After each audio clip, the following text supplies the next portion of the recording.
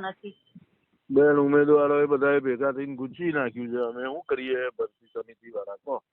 હા હા સાહેબ, પણ કોઈ એ બધા તો એવા છે કે જે ઘણા બધા તો એમનો કઈ એમાં નામ આવે એવું નથી ને એ લોકો હા, ભરતીને પણ આવે. જે લોકોનું નામ આવે એવું છે એ લોકો બી બહાર આવવું જોઈએ ને કે ભાઈ આ ખોટું છે ને ભરતી તમે જે પ્રમાણે કરો છો એ સાચી છે કરો એમ. હા હા સાહેબ. એમની સામે જે મેરિટમાં ઉમેદવાર છે અથવા તો જેને બે પ્રકારે અમે પસંદગી આપીએ છીએ હા હા એવા લોકોએ બહાર આવવું જોઈએ ને. હા એ સમજો, વાત સાચી છે સાહેબ.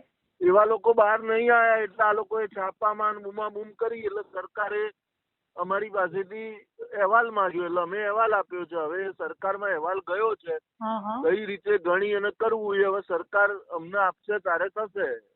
અચ્છા, કોઈ વાંધો નહીં સાહેબ. એટલે હમણાં તો નહીં આવે ને તો પછી ગ્રાન્ટેડ નું કે અઠવાડિયામાં તો નહીં જ આવે. અઠવાડિયા પહેલા તો આમ તો આજે ગઈકાલે આવી બી ગયું હોત અને 4 દિવસમાં પૂરું બી થઈ ગયું હોત. હા હા.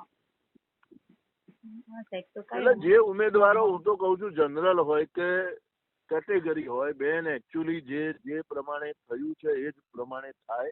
હા એમ તો આ સાચું એ જ ભરતી છે. બધી જાય કેમ કે 9 જૂને તો સ્કૂલ સાહેબ ચાલુ થઈ જાય છે, તો આમાં ક્યાં હાજર થવાનો કોઈ પ્રશ્ન હવે રહ્યો જ નહીં ને, કેમ કે કાલે તો 25 તારીખ થઈ જાય છે સાહેબ. બેન અમારું ટાઈમ ટેબલ હતું 6 તારીખ સુધીમાં અમે માધ્યમિક સુધી પૂરું કરી દેવાના હતા. અમે ટાઈમ ટેબલ બી બનાવી દીધેલું હતું. હા હા. પણ હવે આમાં કેવું છે, ઉમેદવારો કઈ સમજી જ ના શકે ને ખોટી રજૂઆતો કરે તો શું થાય? હા એ સાચી વાત છે સાહેબ તમારી. એકચ્યુઅલી જે ઉમેદવાર જે કેટેગરીનો છે અને જનરલમાં આવે છે તો એને બંને જગ્યાએ પસંદગી મળવી જોઈએ. એ બધી જ ભરતીઓમાં છે, એવું નથી કે આપણે નવું કર્યું છે. સાહેબ આ બધા એમ કે છે ને કે જે 7 સ્ટેપ પદ્ધતિ હતી 2021 ની એને ફેરવી જ નાખી છે. જનરલ વાળા પણ પોતાની કાસ્ટમાં કે એમાં લઈ શકે છે, તો આ નિયમ અલગ છે કે છે જ તે? બેન આમાં એવું થયું, જનરલમાં તમે દાખલા તરીકે અધર કાસ્ટમાં છો, હા હા. પણ તમે જનરલના મેરિટમાં છો. હા હા. એ વખતે આપણે એવું કર્યું હતું કે અધર કાસ્ટ વાળો બી જનરલ મેરિટમાં હોય તેને જનરલ મેરિટમાં જ કરવા દેતા હતા. હા એ છે. હા. પણ મેડિકલ અને બીજી બધી ફેકલ્ટી વાઇઝ જોઈએ ને આપણે, હા હા. તો એકચ્યુઅલી એને બે વિકલ્પની પસંદગી આપવી પડે. બરાબર. દાખલા તરીકે તમે ઓબીસી છો, તમે હા. કોણ છો એ મને ખબર નથી, પણ હા ધારો હું કે ઓબીસી માં છું સાહેબ. તમે ઓબીસી છો તો તમે મહેસાણાના વતની છો તો ઓબીસી માં તમને મહેસાણા મળતું હોય હા હા. અને જનરલ માં તમને પોરબંદર મળતું હોય, તમે કયું પસંદ કરવાના છો? હા જે મને નજીક છે એ જ પસંદ કરવા. પણ સાહેબ એ વાત સાચી છે, ચાલો એ થઈ ગયું, પણ જે જનરલ ની સીટ ખાલી રહી બરાબર, તો એમાં પછી બીજાને સમાવેશ ન કરી શકાય? જનરલ ની સીટ ખાલી રહી એમાં નીચેથી ઉપર જ આવે બેન. તો સાહેબ કેમ સમજો, એમ નહીં, આપણે તો જો આ ગવર્મેન્ટ નું છે 173, મારે ઇકોનોમિક્સ જ છે. ગવર્મેન્ટમાં ભૂલ એવી થઈ બેન, ગવર્મેન્ટમાં ભૂલ એવી થઈ કે જેટલી જગ્યાઓ હતી એટલા જ ઉમેદવારો અમે આપ્યા એટલે ભૂલ થઈ ગઈ. હા હા બસ એમ જ છે. તો સાહેબ એના કરતા રાઉન્ડ તરત ને તરત એમને પાડી દીધું હોત. ગ્રાન્ટેડમાં અમે બધાને ચોઈસ આપવાના હતા, સમજો તમે. હા એ છે, પણ ગવર્મેન્ટ એટલે દાખલા તરીકે ઓબીસી નો ઉમેદવાર છે એને જનરલ માં લીધું તો નીચે ઓબીસી વાળો ઉપર આવે. હા એ જ છે ને, અમે એમ જ કહેવા માંગીએ છીએ સાહેબ, બધાને આ જ કે છે કે તમે જો જનરલ ની સીટ ખાલી છે તો જે એના પછીના નીચેના જે ઉમેદવારો છે એને એ સીટ ફાળવવામાં આવે તો આ કોઈ પ્રશ્ન જ ન રહે ને.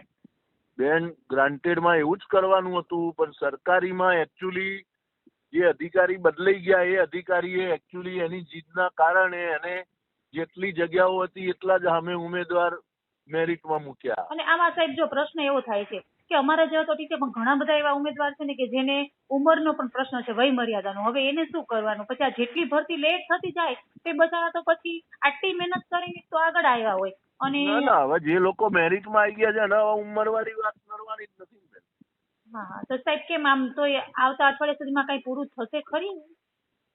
બેન હવે સરકાર અમને જવાબ ના આપે ત્યાં સુધી અમે આગળ ના ચાલી શકીએ, સમજો. હવે દડો અમારા હાથમાં, ભરતી સમિતિના હાથમાં નથી રહ્યો. એ દડો જતો રહ્યો સરકારના હાથમાં. હા હા હા. હવે સરકાર અમને જજમેન્ટ આપે કે ભાઈ તમે જે કરી રહ્યા છો એ રાઈટ વે છે, હા હા પછી આગળ વધો, તમે આગળ વધીશું. સરકાર અમને જેવી ગાઈડલાઈન આપશે એ પ્રમાણે અમે આગળ વધીશું. ના ના સાહેબ સાચી વાત છે. કોઈ વાંધો નહીં. પણ મુદ્દો એવો છે કે અઠવાડિયામાં આપી દેશે સરકાર જવાબ.